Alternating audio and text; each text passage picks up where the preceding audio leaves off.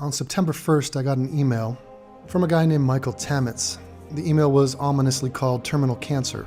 He wrote to me with a question. His primary question was, what should I do with the rest of my life? Especially considering the fact that he was going through an intense chemo, and if it didn't work out, he had about 6 months to live. Here's the email he wrote. I'll read it real quick. Hey Devin, don't know where to start with this. I'm a 23-year-old facing terminal cancer. I'm currently going through intense chemo and stem cell transplant, which if it doesn't work, I could be facing 6 months to live. My last cycle is the 3rd of September.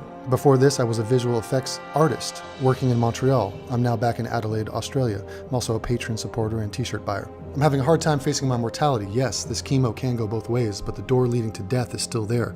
How does one prepare for death at my age? Who do I see? Where should I go to visit? I just don't know. My dad has a plan on visiting each capital city for 3 days and eating like a king, cocktails and strippers. There's just so many things I wish I could have done. Work up the ranks as senior I was about to try to pronounce that.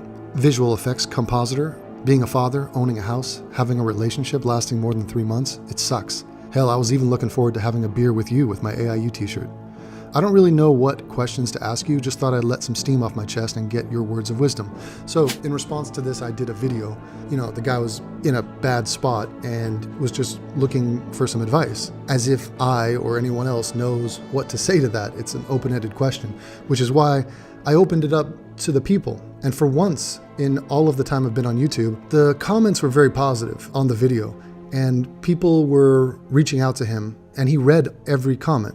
And for that, I thank the people that took the time to put in their 2 cents. After I made the video, we talked on the phone, over Skype actually, and we talked about a bunch of stuff. His situation, obviously, but a lot of other things. And I was just getting to know the guy. Very affable, typical Australian sense of humor, quick to laughter. I was messing with him because his nurse was doing a checkup on him and, going over his various tubes and whatnot. And I was trying to ramp up the sexual tension of the situation and asking details about what she looked like and her cleavage and whatnot. And he was trying to play hush-hush, and he was feeling slightly embarrassed. And we went back and forth a few times, and I tend to be inherently optimistic.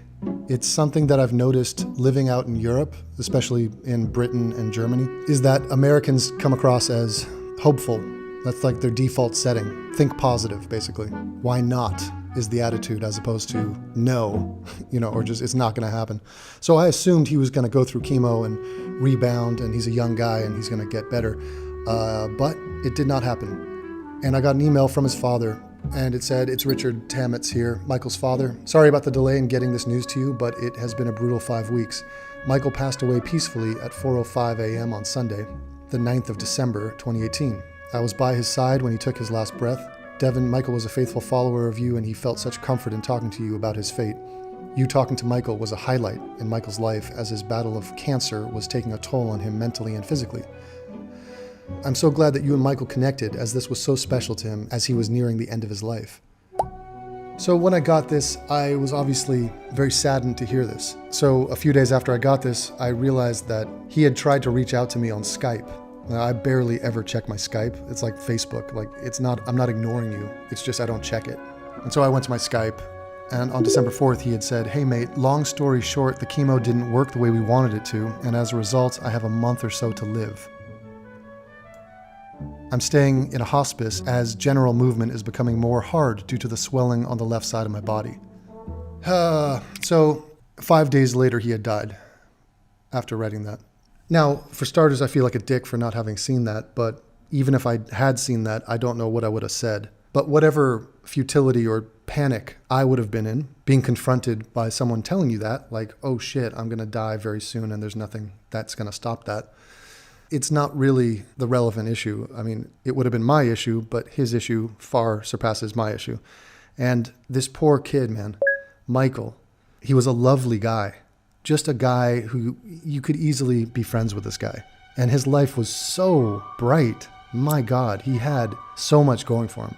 And it was all just swept out from under him in what just comes across as an insanely cruel fashion. And my heart goes out to his family, his father, Richard, and all the people in his immediate circle who loved him. Just an unthinkable pain for an irreplaceable person to be lost and to have to grapple with that, the aftermath of that. It's just the absolute worst thing imaginable, and yet it's the most inevitable thing. It is all of our fates. And for our own sanity, we don't like to focus on that or think about that. I think it comes across as a bit more thudding and blunt when you're an atheist. Because the loss is final, and there is no lingering delusion that, we're going to meet one day. You're just left with what you had. And Michael was a stud. The dude was brave. He faced this thing like Hitchens, basically. He contemplated his mortality, looked it straight in the face, and fought like hell. He just had the bad luck of the draw. And I don't know if from September to December, obviously, the guy's sitting there struggling with chemo and trying to push back against this disease. And so there's no way someone can perfectly milk out the best last 2 months of your life. Oh man, I mean, he wrote some thoughts about his life, which I'd like to read some of that to you, because I want to honor Michael. He was someone who watched my videos. He's someone who I considered a friend. And look, we met in the most fucked up of circumstances. And it's very weird, like, this is a guy who watches my videos, and I met him when he wanted advice on what to do about terminal cancer. But if we were raised in Australia together, we would have been buddies. If we worked in the same office, if we worked out at the same gym, no, then in that case I would have ignored him, like I ignore all men at a gym because I'm straight.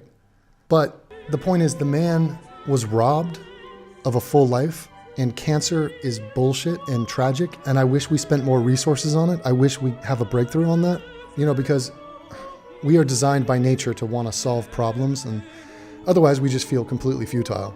So if the problem is cancer, let's fix cancer, let's solve cancer, or at least up the chances at coming up with breakthroughs. But really beyond that, there's other issues at play, which is mortality itself.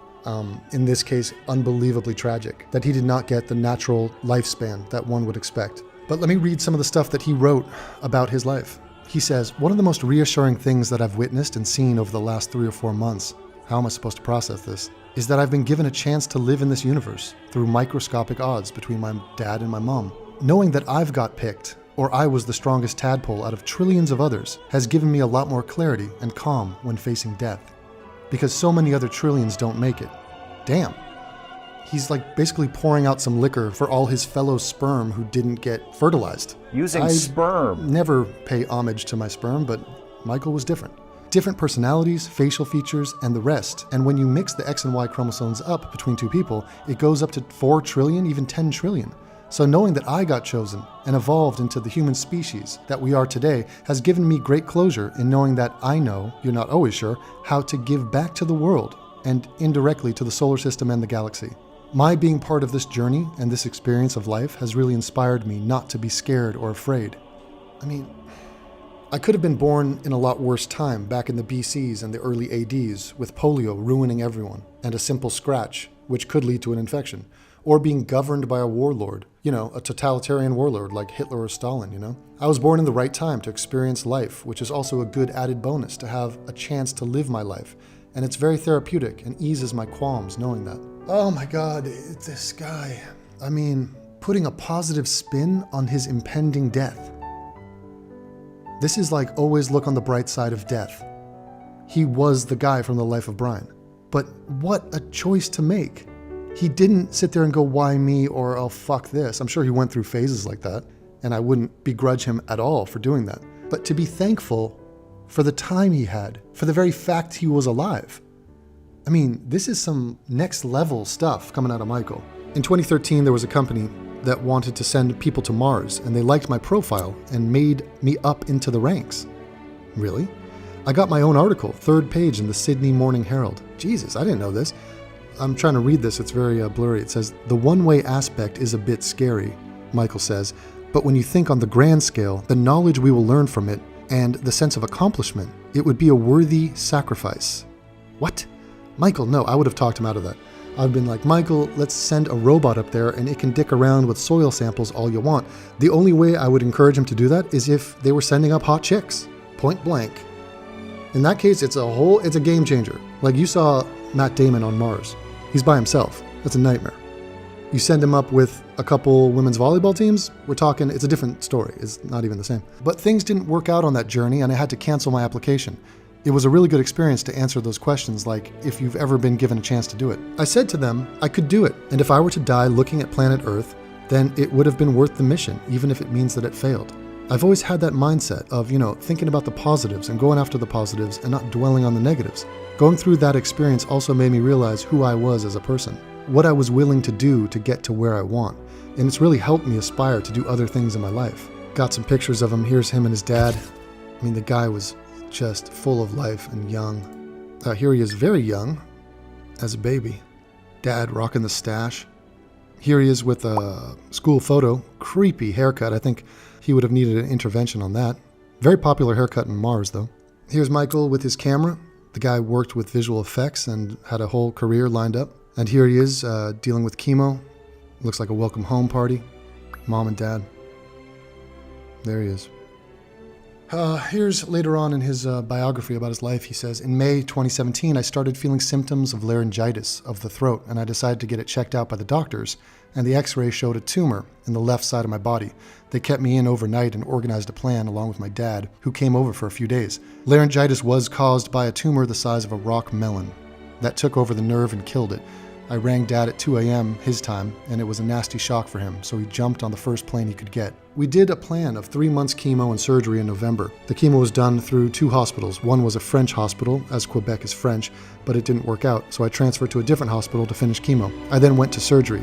That took 9 hours. They removed the tumor and my left lung. And after that, I had an emergency operation because due to negligence, someone gave me food prematurely and I vomited it up, which caused my aorta, that's a tough word, aorta, to rupture. So that was another 4 hours under the knife, and yeah, I stayed at home care for about a month waiting for it to be safe to get an airplane.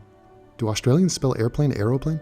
To take me back to Australia. It was a business class, so I had a lot of fun. I was back in Adelaide on 17th December 2017. I had been in Canada for almost a year, and Dad was with me for 6 months, helping in the hospital. Back in Adelaide, we organized an oncologist and cardiologist and all my doctors, and we had to test every month. I did a rehab for 3 months, and every blood test we had was negative, so we assumed I was in remission. Then in May, ironically the same day as back in Montreal the year before, I saw a CT scan which showed lesions, and we thought, why is this here? The blood count was 0, so we did a scan and biopsy, and it showed that the cancer had come back. It was far more aggressive, and I was very angry.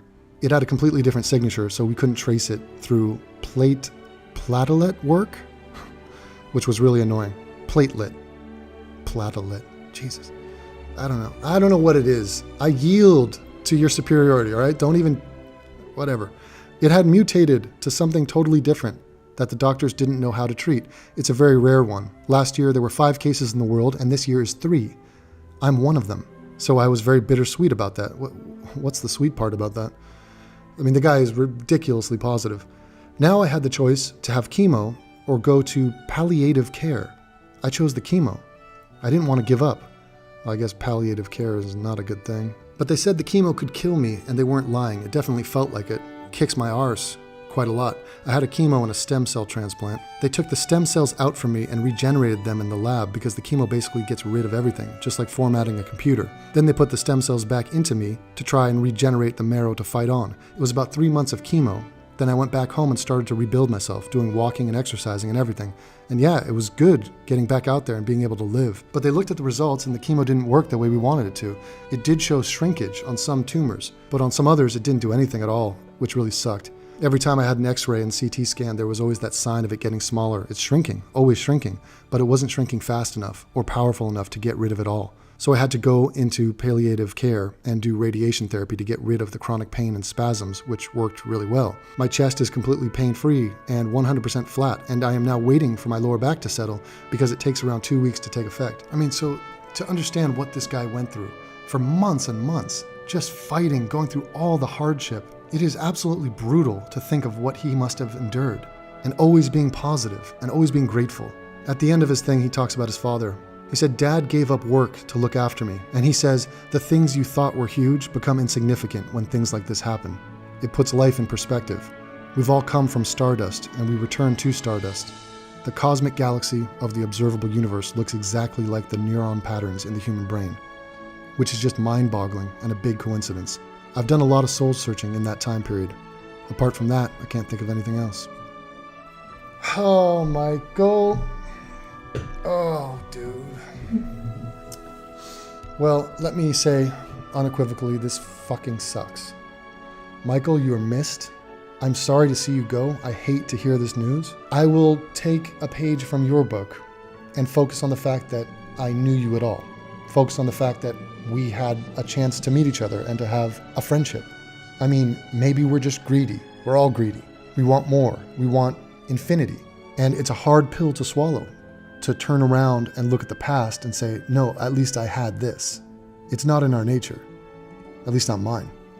But I want to thank everyone who reached out to Michael, because he did read all the comments from my last video. And I'm sure part of that helped him to not feel alone, as if the universe was conspiring against him, because it's very easy, I would imagine, to feel that way. I think we all realized that the questions Michael was asking about how to fulfill the remainder of his life are questions that we're all looking for the answers for. Not just Michael, not just when cancer puts you on the clock. And ultimately, there is no right answer for that, on how to live your life to the best of your ability. I mean, it is a crapshoot. How do you prioritize your time? How do you live your life in such a way that you're not going to have any regrets? That you're going to think, yeah, nailed it, did it correctly, made the best choices with the information I had at the time. It's impossible. This is a lifelong struggle for everyone, and people are failing and succeeding at this at different degrees. The one thing that we all do have, though, is the realization that we're all in the same situation, and we need other people. If it was just us, alone, against mortality, that's an episode of The Twilight Zone. That's hell. The fact that we're with everyone else means everything, because it's all we have. I mean, don't get me wrong. I'm all in favor. Cure cancer, extend life, get consciousness off the friggin' brain. Why are we attached to this meat sack? If anything like that can happen, I'm 100% for it. So let's not build the wall. Let's build San Junipero. Let's build cyber enhancement. Let's build something like that. Now, maybe that's just my sheer greed talking, because it is hopeful, it is fanciful, it is an American point of view. Why not? Let's go for it. In the meantime, we all have to deal with mortality, which is a crushing realization. Now, Michael had people he loved all the way to the end and beyond. His family, his friends, they were there for him. And that meant everything to him. I know it. It had to have. And Michael didn't get to do all of the things he planned to do. And this troubled him, and it should have. And this is the tragic element of it. But he did get to live, and he did have an impact. And I think that is one of the things we all struggle for, to leave a mark and to be noticed by other people. And this is why, when I watched the movie Avatar, it touches me that the theme of that film was the line, "I see you," and that all those blue aliens, that's what they would say to each other. Just a simple recognition, I see you. They want to say, look, I was here, I existed. This is why in the movie Mad Max, there's a beautiful sentiment. These dudes who were, crazy, would say, witness me, witness.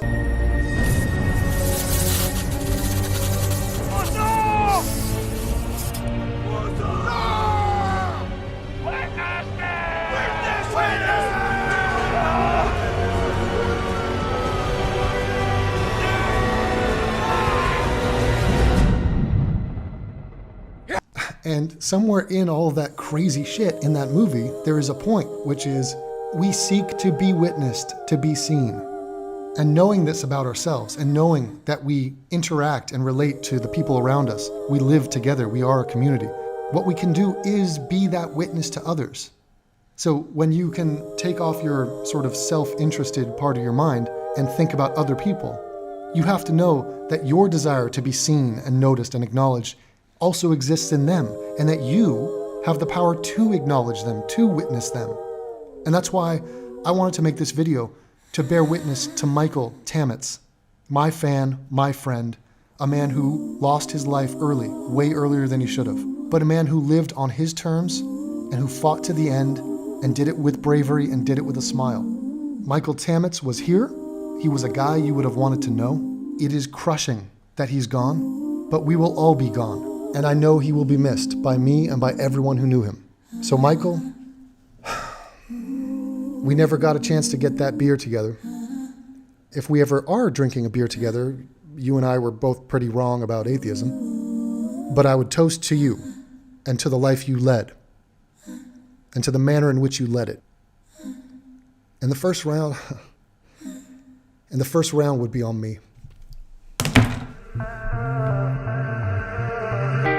My mistake, I was too kind to you.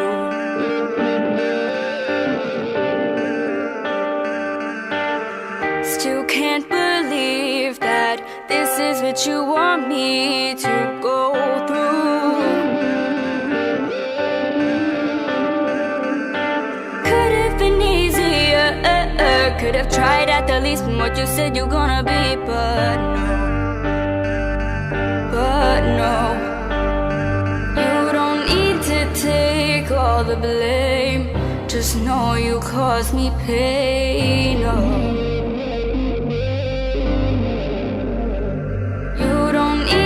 Take all the blame. Just know you caused me pain, oh.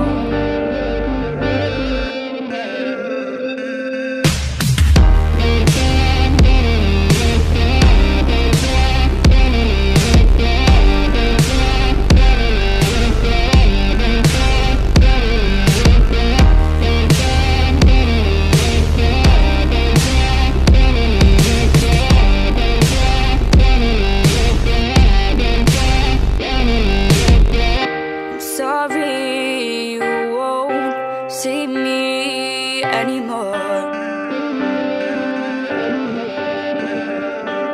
I'll be gone and checked out before you walk through the door. It could have been easier, could have told me from the start you were known for breaking hearts, but no. But no, you don't need to take all the blame. Just know you caused me pain, oh. You don't need to take all the blame. Just know you caused me pain, oh.